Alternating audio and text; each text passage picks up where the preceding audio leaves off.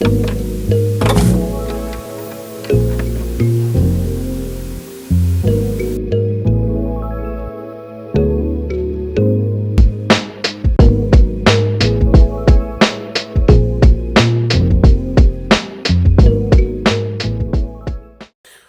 up? It's your boy T-Burn Reaction. So today's Music Monday. So since I didn't get a chance, since I did not know the order of a series that Brandon was doing with Digging in the Grace, I'm gonna do this. So we're gonna go back at episode as well too with Digging in the Grace. This is called How Tribe Called Quest Changed Hip Hop Forever. If you're not familiar with Tribe Called Quest is one of the Tribe Called Quest is one of the all-time. Oh, sorry, a Tribe Called Quest is one of the all-time greatest hip-hop group of all time. That definitely changed the game of hip-hop as well too. One of the leaders, early elite, one of the part of the infamous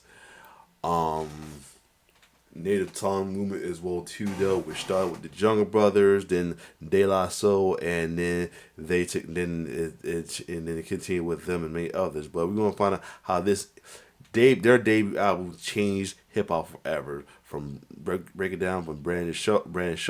Let's get it. The debut album from A Tribe Called Quest, People's Instinctive Travels and the Paths of Rhythm, is a classic that would not only put them on the map, but also lay the blueprint for where they would go for their next two classic albums, The Low End Theory and Midnight Marauders. And today, we're diving all the way into this album, breaking down how it was made, why it still sounds fresh today, and just enjoying every step of the way. Welcome to week 1 of Camp Digs, where we're diving into 6 classic albums in 6 weeks. This week, it's 90s week, so we're diving into our first album, People's Instinctive Travels and the Paths of Rhythm by A Tribe Called Quest. Here's what to expect with Camp Digs. First, you're gonna want to sign up for the Patreon for free. There's a lot more to experience, as you'll see, patreon.com/diggingthegreats. Every Monday, I'll announce the album of the week. We're covering different decades, mostly focused around hip-hop, though we've got a funk week coming, and we even have a week where you'll vote on the album. Once the album is announced, everybody doing the camp will listen to this album on your own throughout the week. You'll know the ins and outs of this album yourself. I'll collect stories from you directly on Patreon related to the album, and on Wednesday, I'll post my video breaking down this album. That's this video right now. I might get into the samples, get into the lyrics, the historical significance. We'll hear from some of you about what this album means to you,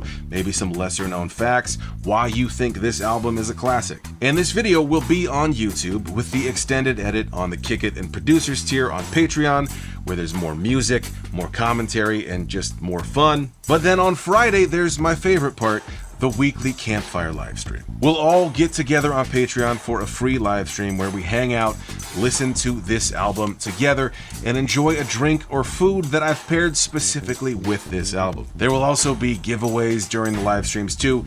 It's gonna be a good time. Now, if you just want to watch the videos on YouTube, that's up to you, but the full experience is over on Patreon. And if you're on the paid tier, you'll get the extended edit, but everything else is on the free tier, so go sign up, patreon.com/diggingthegreats. Okay, now that that's taken care of, let's get into this week's album. It's 90s week, which is one of the hardest weeks because there is just so much good music to choose from. But I had to make a call at some point, so we're here to talk about the first album from A Tribe Called Quest, People's Instinctive Travels and the Paths of Rhythm. Talk about a mouthful. People's Instinctive Travels and the Paths of Rhythm by A Tribe Called Quest. Hey, what album you listening to? That sounds really cool. Oh, it's People's Instinctive Travels and the Paths of Rhythm by A Tribe Called Quest. Not making it easy for us. This album was released in 1990 and is so important because this is a Native Tongues album, and also it's the birth of A Tribe Called Quest themselves. This album is an absolute classic and the very first album to receive a perfect 5-mic rating from The Source. So I want to talk about the Native Tongues and the birth of A Tribe Called Quest, but I want to start by just diving into this album. So let's start with the first track, Push It Along. This is the opening track on Tribe's first album, so this is the very first thing we hear from A Tribe Called Quest. This is the birth of Tribe. Literally, like we hear those ethereal sounds, whooshes, and a crying baby. So after that intro, we get to the primary beat. Yep. And right out of the gate, this feels like A Tribe Called Quest. You got those drums, you got this jazzy sample. Yep. One thing about Tribe, though, they are heavy on the jazz sample for sure, though, man. For real. Q-Tip has a verse. We have the gang vocal on the hook. I think that was, other than Can I Kick It, was the only couple times Fife had a verse in the album. I think there's another one he had a verse from it, but I think that's the only two I can think of that Fife had a verse, but I don't think he had a solo verse yet till the second album. Dog then has a verse, but Q-Tip carries most of this song. And near the end of the song, we get a proper introduction from Jarobi White announcing each member. Yep. Ali Shaheed Muhammad, Fife, and as Jarobi says, the leader, Q-Tip. Underneath all of this is a looped sample from Jagger the Dagger by Eugene McDaniels from 1971. All right, yeah. But pause right there. Let's talk about the Native Tongues and the birth of Tribe. I've done multiple videos on the Native Tongues and Tribe already, so if you want to dive deeper, you should go check those out. But quickly, the reason the Native Tongues are such a big deal is because they represent a step in a different direction for hip-hop. It's jazzy, it's fun, it's Afrocentric. In 1988, just months apart, 2 albums were released. Straight Outta Compton by NWA and Straight Out the Jungle by the Jungle Brothers. Yep. These albums are very different lyrically and musically and just the whole vibe. This is the first album from the Native Tongues, a loose collective of artists. Q-Tip is actually featured on this album, and this was followed by 1989's 3 Feet High and Rising by De La Soul, and then we get to 1990, we get Tribe's debut, the album we're talking about today. There are other great albums in there as well, like Queen Latifah's All Hail the Queen from 1989. Monie Love has an album in 1990 as well, but there's another track that's very important. Yep. Hold up, wait a minute. This is the song Buddy by De La Soul, specifically the Native Tongues Decision version. This song features every single artist I just mentioned. De La Soul, Jungle Brothers, Queen Latifah, Monie Love, and Q-Tip and Fife. And in each of their verses, Tip and Fife say they're from A Tribe Called Quest, even though this album is not out yet. Yep. I'm the Q-Tip from A Tribe Called Quest. This is going to connect to another element, but I want to keep moving. We're only on the first track of this album, so let's talk about the next song, Luck of Lucian. This beat is so good, so classic, but it's really pretty simple. We start with a sample from All You Need Is Love by the Beatles. Love, love, love, you're familiar, right? But then the main groove is from 40 Days by Billy Brooks from 1974. The verses are all Q-Tip, but we also hear Lucien Revolution. Forgive me if I'm saying that incorrectly. He's a French hip-hop artist who was featured on an Africa Bambaataa song. What I love about this album is that it's, as we just looked at, the birth of A Tribe Called Quest. The production on Luck of Lucian is very straightforward. It's not as layered and complex as where they go with their next albums, The Low End Theory and Midnight Marauders. And the verses on this album, it's almost entirely Q-Tip. Even when it's not Q-Tip, it's still Q-Tip. As Fife explained, it's actually difficult for me to talk about that first album, being that I really had zero to do with it. I was hardly around. Q-Tip wrote all the lyrics, his and mine. Not that I couldn't write, but I wasn't an official member of the group then. I was working on my own stuff, and 1 or 2 cameos with A Tribe Called Quest was gonna set me up to do solo, as well as form a duo with Jarobi. Basically, on that first album for me was in the same way that you found out about Q-Tip via the Jungle Brothers. You know what I mean? That was the start of all of that. So really, he wasn't really going to be a member. Just was like, that's interesting right there. Get to the next track, After Hours, it's all Q-Tip on the verses again. We've got some more layers of samples in there, some scratching, presumably from Ali, and at the end, Jarobi comes back with that recurring Jagger the Dagger loop. And I left back Yeah, I was wondering that. my footprints.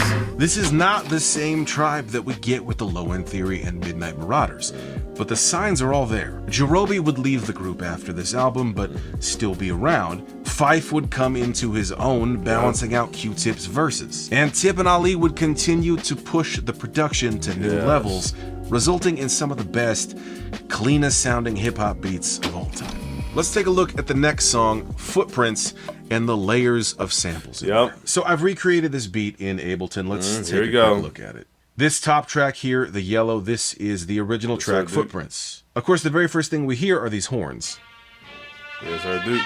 That is sampled from Sir Duke by Stevie Wonder from 1976. Here's the original of that. That's this orange track right here. All we need is this first horn line right here. I've copied it down here, pasted it a few times. I pitched it down, put some EQ on it, and then I have a volume automation that's going quieter to louder. Check it out. But then we have a sample from Think Twice by Donald Byrd from 1975. I'm going to zoom all the way out here. Here's that whole track, this grayed out section, and then this is all we need. Let's solo this and listen to it. And then similarly, this is pitched down slightly. We got a little EQ on here, you can see that. Let's take a listen to this loop.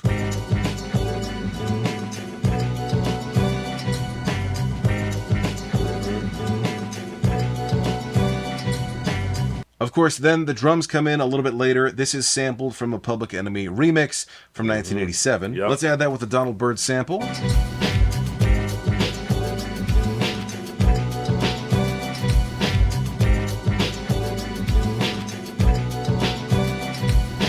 And then when we get to the hook, the Sir Duke horns come back, and we get all three of those samples layered together. Let's take a listen.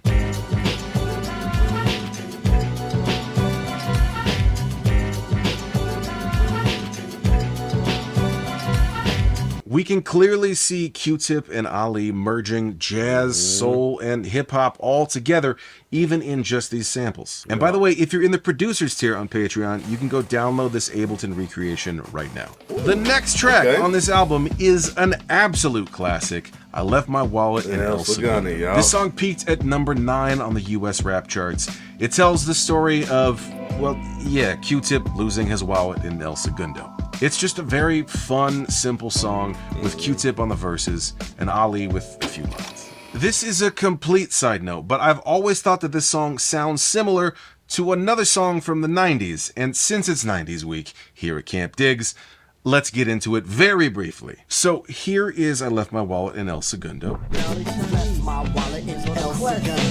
The sample here is from the song Funky by the Chambers Brothers from 1971. And that guitar line,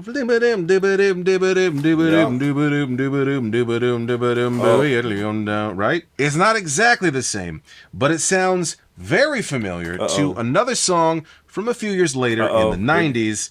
Tell me if you catch it. I knew it. I knew it. Sugar Ray. I knew it.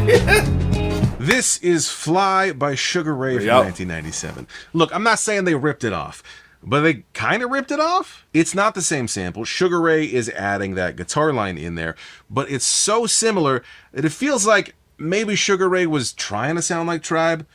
I don't know. You decide. This album has several other Tribe classics like, well, let's first talk about Bonita Applebum. This is a classic song about Q-Tip having a thing for a woman with a particular feature, you might say. But this whole song is Q-Tip trying to woo this woman, and especially for 1990, this soft, gentler approach, trying to get with a woman, was a welcome change to how women in hip-hop are often treated. I've recreated this beat in Ableton as well. This is another one you can download in the producers tier, but there are a few main samples here. One is from the song Daylight by Ramp from 1977. This red track right here, this is the original sample from Ramp. We just need that beginning part, this part that I've highlighted in red. Again, I have pasted this down here, I've EQ'd it, and I've pitched it up just a little bit, as you can see here.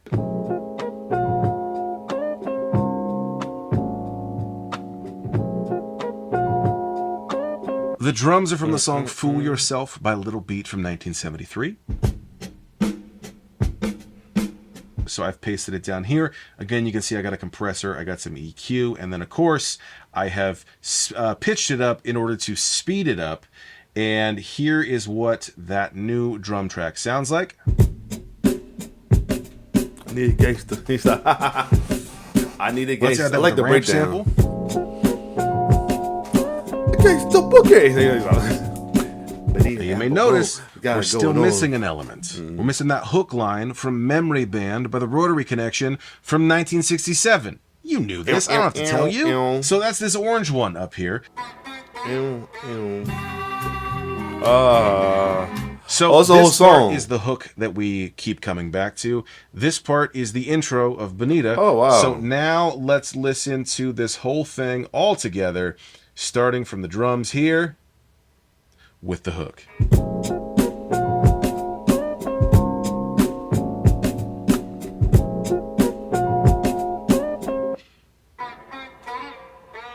This song, Bonita, was also, of course, sampled itself in 1996 for the Fugees' rendition of Killing Me Softly. But here's the craziest part about this beat. Q-Tip originally made it when he was 15, and he made it on a pause tape. As he explained, I did a lot of People's Instinctive Travels already on pause tapes before we started recording when I was in the 10th grade at 16 years old.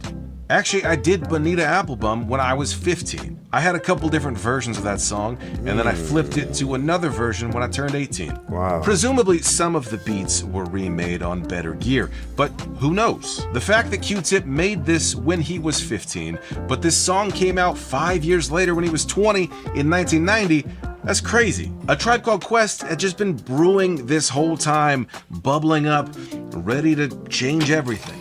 And then, of course, there's the song, Can I Kick It? I've already done another video breaking down this song. It's so good. It's the Lou Reed sample of Walk on the Wild Side, featuring Herbie Flowers on bass. That's the one where he's playing upright bass and electric bass overdubbed to get that iconic sound. Can I kick it?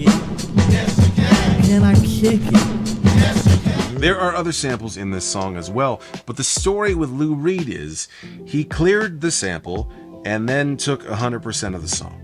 Can I Kick It is one of Tribe's biggest hits, and they've never seen a dime from it. Damn. But the best part of this song, by far, is the fact that Phife Dawg is featured once again. Q-Tip takes the first verse, Phife takes the second. They both have an equal share in the verses here. And we're getting another glimpse into where Tribe would go. It's no longer just the Q-Tip show. Phife is coming into his own in the group and holding it down. We also get more from Phife on the track Mr. Muhammad, and on Ham and Eggs, we get a back and forth between Q-Tip and Phife, which feels like a preview of things to come on songs like Check the Rhyme. Okay, so A tasket. What's in mama's basket? okay, he said that song. Okay. Fish that's You know, we're doing the Campfire live stream on Friday, and there's a food and drink pairing that go with it. I was searching through this album, and I'm like, okay, where are all the food references? What are the drink references? Like, what can I put together for this? And Ham and Eggs has so many food references. There are a few other tracks that I'm skipping through, but the album ends with another single, Description of a Fool. And the main sample here is Running Away by that was Roy the Ayers Ubiquitous. and funny. I think that was like they actually. I think that was actually the first single. Let me double check. I think that was like the actual first single from that album, because I thought like Sagana was the first single. Let me see, Tribe Called Quest. Yeah, I think that was the actual first single from the album. No, I'm wrong. All right, I'm wrong because I could have sworn it was a single. Let me see.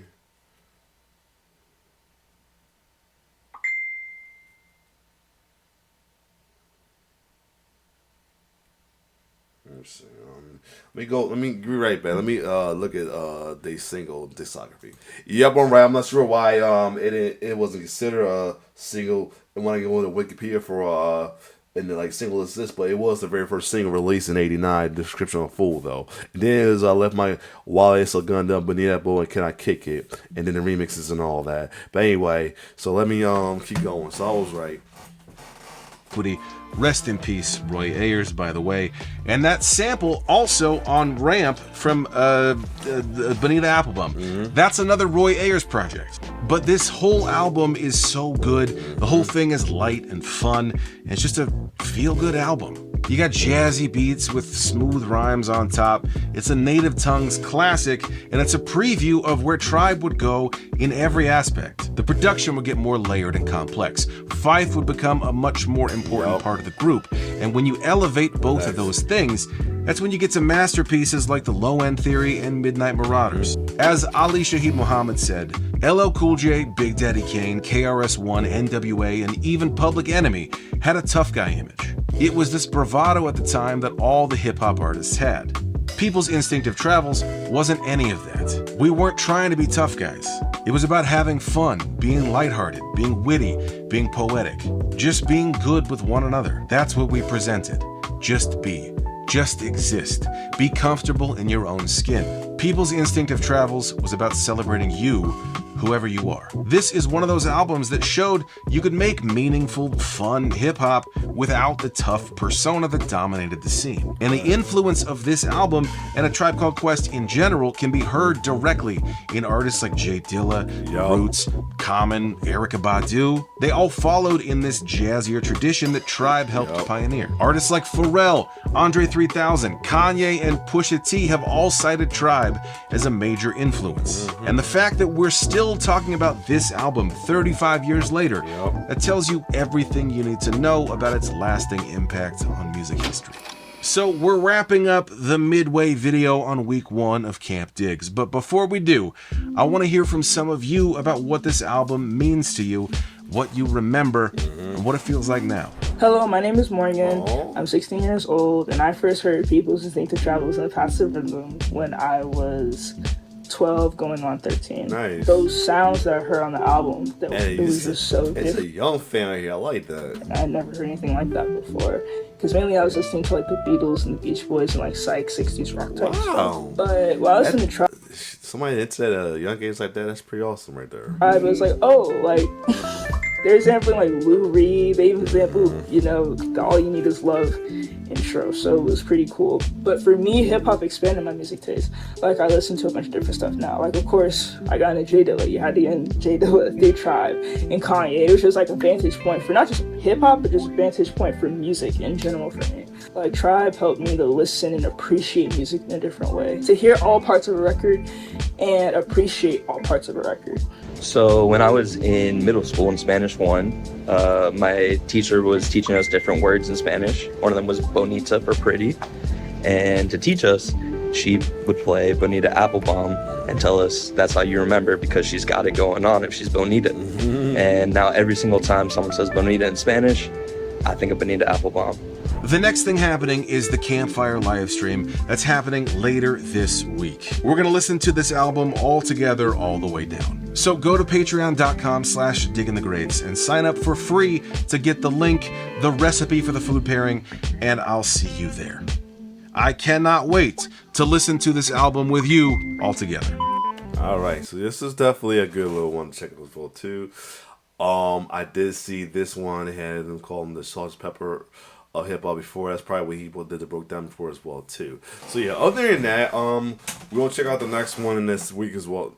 Next week we'll check the next one in that series. That was not the one. We already took I already did the second one. Was the Paul's Boutique Beast Boys one too though. And somebody was really concerned. Somebody commented wondering why that was considered a flop. You gotta watch the video to understand why it was initially considered a flop as well too. I mean, sometimes you'd be surprised, like a lot of like cult classics of any kind of entertainment, whether it's music, movies, TV, etc., were considered flops in the beginning, but is highly respected later on down the line. Other than that, if you like my reaction, like, share, subscribe to my YouTube channel. It's your boy T-Bird signing off. One love.